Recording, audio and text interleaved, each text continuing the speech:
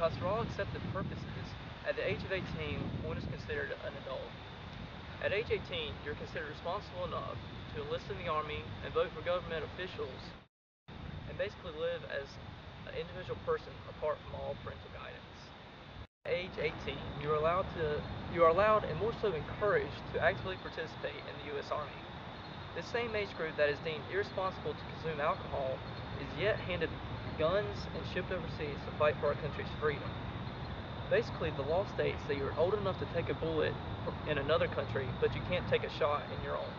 Voting is often overlooked as a responsibility, but the act of voting is necessary for our government to run effectively. As seen in the past elections, some of Obama's most dedicated supporters were young adults. The government trusts the 18-year-olds' decision-making skills in regards to national leaders, but not in cases of personal judgment calls involving alcohol. I'm a freshman at UNC, and I'm 18 years old. I just voted for the first time, and I was really excited about that. You know, I have so much influence in the political system in the United States, but I'm still not allowed to drink. So I can help elect leaders that send us to war or create national policies about controversial issues, but I can't have a beer. So as far as responsibility goes, it seems like if I'm capable of deciding the future of our country, I should be able to decide what I do for myself. At age 18, one is considered an adult in all legal matters, such as medical and financial decisions. All freedoms at age 18 are the same as adults 21 and older, but you can't drink alcohol. Americans' drinking age of 21 is the highest in the world, while the global average is about 18. If teenagers elsewhere in the world are responsible enough to drink alcohol, why can't Americans handle it? This is Leo. He is 21 and he's from Amsterdam. Yeah, okay. What do you think some of the advantages are of having a drinking age of 16 versus 21? Well, people get, it's an alcohol age or legal age has to fit the overall culture perspective on alcohol. So in Holland it works well in a way that people just grow up with it, and it's like never in society it's a big deal somewhere.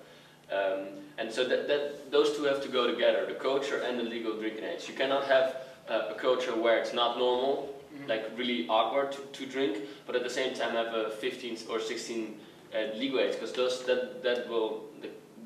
don't work together. It's either you have the culture and the legal age, or you don't. You don't have the culture and a higher legal age. Right, yeah. So if for America to change it to 21, they should, get a more relaxed stance on alcohol. But if they can pull it off, there's definitely some advantages, because I feel that people are gonna get less drunk. It's more in the open. It's less big of a deal, and I guess people are gonna get less drunk when they hit college. Like that's the whole thing here. It's like I'm free and now I'm gonna get wasted all the time. Right. You can get rid of that mindset by lowering the drinking age. Well, from like your first-hand experience, what do you think? Do you think the drinking age at 21 is too high here in America? I think 18 would be better, because that matches the college age, and people in college gotta drink anyways. Right. So yeah, everybody just drinks. So why not? Why keep it underground?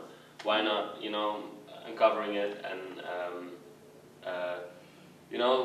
I would say that keep it regulated at 18. That would work better than having it underground and everybody getting drunk illegally all the time. Doesn't make sense. It's like keeping, right now, people, for example, the frats are a good example. People are just keeping an eye closed on the frats, because everybody knows there's tons of underage people getting wasted all the time there. Right. So it doesn't make sense to me. I would lower it to 18 with the right regulation and hopefully a slight culture switch. Yeah. While support for lowering the drinking age has strong backing, opposition is just as adamantly voiced.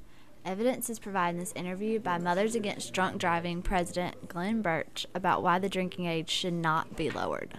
about this, Glenn, because some say, look, what about the argument that if you're 18, you can go to war, you can get married, you can vote, there are so many things you can do, but you can't choose yourself if you want to have a beer or a glass of wine. What about the argument that, you know, if you lower the drinking age, you cut the mystique a little and people aren't abusing it as much? Well, first of all, I think John is misinformed. You know, we have great respect for the military. The Defense Department was in favor of the law when it was passed in 1984. There is no evidence that shows that if we allow our kids to drink at an earlier age, that they will drink responsible. The proposal is to lower the drinking age to 18 from 21. Already the median of drinking is 13 years old. Where do you want it to begin? In elementary school? We need to accept the responsibility with our young adults, teach them about the dangers, but more important, we need to enforce the law. The 21 law works. All right, well, it's a...